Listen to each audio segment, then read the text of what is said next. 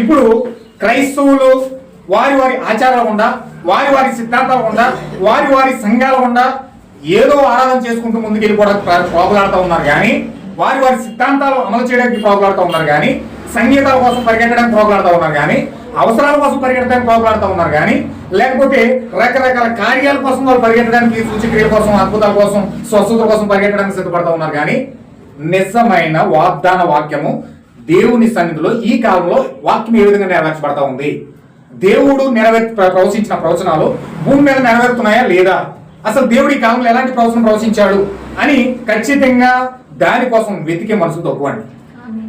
ఆమేన్, హల్లెలూయా.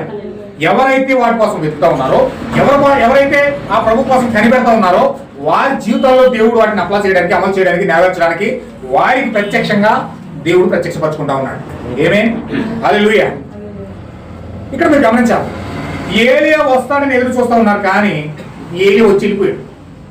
వస్తాడని ఎదురు చూస్తా ఉన్నారు, ఇంకా వస్తాడని, కానీ ఆల్రెడీ వచ్చేసాడు, పరిచయం చేసేసాడు, వెళ్ళిపోయాడు. కానీ ఇంకా వాళ్ళు ఏలియా వస్తాడని ఎదురు చూస్తా ఉన్నారు. యేసుక్రీస్తు ఏం చెప్పాడు తెలుసా? ఆయన వచ్చాడు, వెళ్ళిపోయాడు, ఆయన పరిచయం అంతా చక్కబెట్టేసాడు, వెళ్ళిపోయాడు. తర్వాత నేను వచ్చాను మనుషుని కుమారుడిగా. యోహాను పట్ల వాళ్ళు ఎలాగైతే ఉన్నారో నా పట్ల కూడా వాళ్ళు అలాగే ఉంటారు. అంటే అర్థం ఏంటి? యేసుక్రీస్తుని కూడా వాళ్ళు చూడలేరు, యేసుక్రీస్తుని కూడా వాళ్ళు చూసే పనులు వారికి గుడ్డితనం వచ్చింది. ఎలాంటి గుడ్డితనం అంటే ఆ యుగ సంబంధమైన దేవత వారిని చూడలేనంత, క్రీస్తుని చూడలేనంత గుడ్డితనము వారి మధ్యలోకి వస్తూ ఉందన్నమాట. హల్లెలూయా. ఇంకొక నేను 5 నిమిషాలను ముగిస్తాను, కొంచెం జాగ్రత్తగా చూడండి. ఇక్కడ మలాకి 3:1 కూడా ఆ బాప్తిస్మ ఇచ్చే యోహాను కోసం మలాకి ప్రవచించాడు కొన్ని వందల సంవత్సరాల క్రితమే. ఇదిగో నాకు ముందుగా మార్గాన్ని సిద్ధపరచడానికే ఒక దూత పంపుతున్నారు. మీరు వెతుకుచున్న ప్రభు అనగా మీరు కోరు నిబంధన దూత ఆయనే, ప్రభుని యేసుక్రీస్తు తన ఆలయం హఠాత్తుగా వచ్చును. ఇదిగో ఆయన వచ్చిచున్నాడని సైన్యములకు అధిపతి యెహోవా సెలవిస్తున్నాడు. ఆ దూత బాప్తిస్మ ఇచ్చే యోహాను అని స్వయంగా ప్రభుని యేసుక్రీస్తే లోకాసువార్త 7:24 చెప్తా ఉన్నాడు. ఈ యోహాను కోసం మలాకి కూడా ప్రత్యేకంగా చెప్పాడు. ఇక్కడ ఆయన 3వ ప్రపంచ యుద్ధానికి రాకముందే, ఆ యొక్క అరిమేకి యుద్ధం రాకముందే ఈ ఏరియా వచ్చి తండ్రుల హృదయాన్ని పిల్లలు తిప్పుతాడని.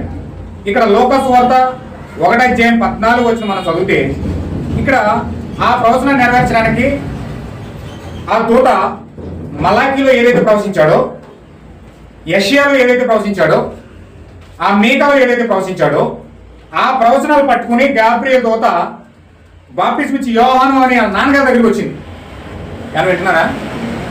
బాప్తిస్మ ఇచ్చే యోహాను నాన్నగారు యాజకుడు అని. ఆయన ధూపవేదిక దగ్గర ధూపం వేస్తా ఉన్నాడు.